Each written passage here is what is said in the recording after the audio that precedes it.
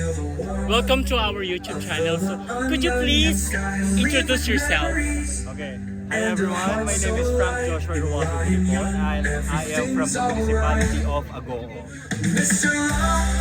Okay, may I just ask, I'm just curious if this is your first time to join a pageant. No, actually it's my fourth time I think.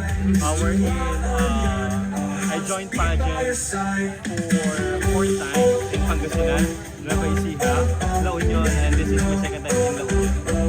This is the second time in La Union. So, having experience in pageantry already. So, you've been joining for like 4 times, just like what you said. Yes. Do you have any advantage of joining the 4th time around for Mr. La Union?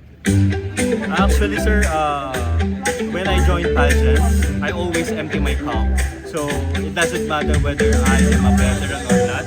Because I think in every pageant that I join, I am sure always that I'm always an empty cup to feel more knowledge from different pageants. At least you are learning from every pageant that you're joining. Yes. Okay.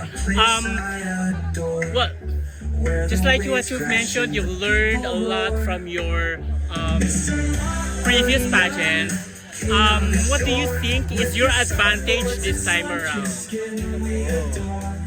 I think my advantage is the experiences of joining a lot of pageants before. So I guess that is my advantage. What do you like most about joining pageants?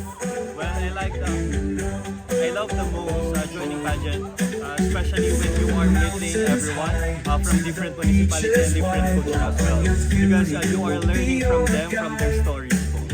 Thank you so much, Mr. Rago, and wishing you all the best on the coronation. Thank you so much.